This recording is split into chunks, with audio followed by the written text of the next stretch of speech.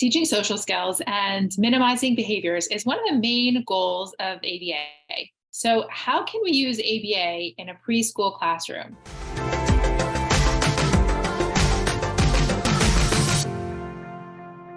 Hi, I'm Shira. And I'm Shayna. We're behavior analysts that create weekly content about how to teach children with autism so that they make real progress. And we create shareable resources to make your job just a little easier. Today's topic is all about ABA in a preschool classroom. And if you want more videos like this, make sure to subscribe and hit the notification bell to stay updated on new video releases. So, in the school that I work in, we're using Hanley's Preschool Life Skills curriculum as an ongoing curriculum for the year. We're using it with students who are about 3 or 4 years old, and we teach it according to how we're going to describe. Now, one day, the students were lining up, and one student who tends to, have his hands on others, was in front and another student was behind. And the student turns to him and says, "Nice waiting." And it was just such a reflection of that positive feedback that he hears from this type of teaching program. So let's talk about what it is.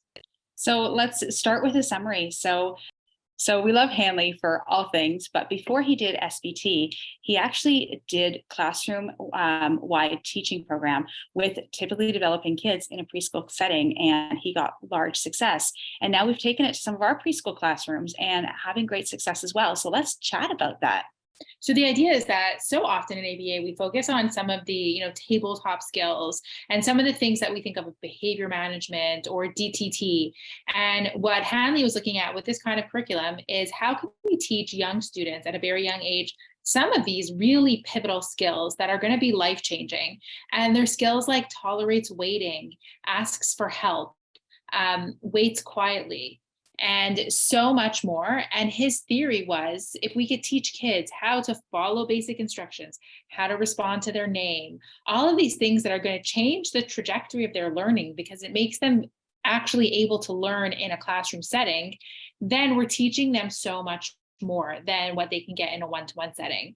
It's really about just, hey, describing the skill really quickly. Today, we're going to work on attending skills, and this is how we're going to do it. And a lot of the time, the teacher can bring out puppets and use the puppets, or sometimes she's using actual real individuals and bringing individuals up and saying, hey, little Jimmy, come on up here and let's do this with me. And doing a really quick role play with either individuals or with puppets, and then describing why the skill is important, modeling it, and then having students get up and practice it.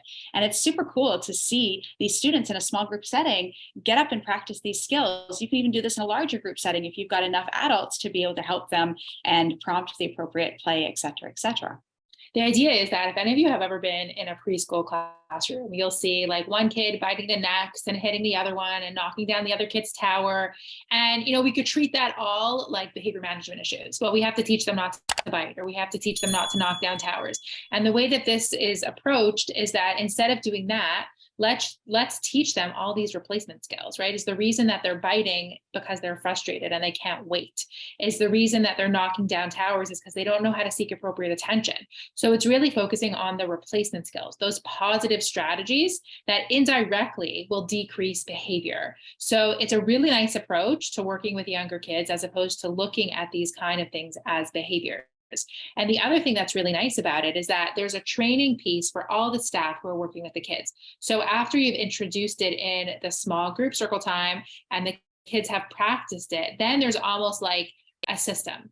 And every time that something happens, this is how the staff are going to respond. And it gives you that exact script, the way to error correct, and the way to teach throughout the day. So the really important part is that this teaching happens throughout. So it's introduced at circle time, and then the teachers are constantly looking for opportunities to give feedback. So for example, if one of the skills is response to name, what that means is that within 2 seconds, the child will stop the competing behavior, orient toward the speaker, and say yes. So the teacher will then create multiple opportunities to call the child by their name during free play, during snack, during work time centers, any one of those things.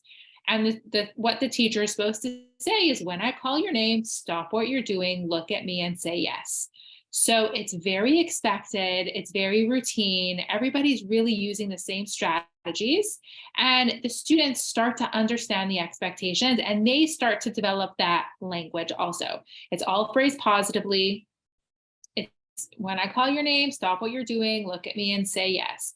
And it's also training teachers to not react with some of those negative reactions and stop that, or you're not allowed to do that. But it's that positive correction. And it really allows for a lot of that positivity and skill building within the classroom. Now, we've also talked a lot about how to use ABA in classrooms on one of our other blogs and podcasts. So please go check that one out too. So in summary, we showed how to use Hanley's classroom-wide teaching program with Preschool Classroom. And the best part about this is he describes it all in his journal article, and it's free. So check that out. It's a really, really awesome program because it does teach more in the natural environment than at the table. And it really does provide teachers with a really great script of how to teach as well. Click the link on or around this video to get the free download for the operational definitions of these skills. And for more resources like this, join our free membership. And for more information on ABA in a preschool classroom, click the link in and around this video or in the description to download the operational definitions of skills. We also encourage you to subscribe to the channel so you don't miss any future videos, and leave a like and comment below if you have any further questions.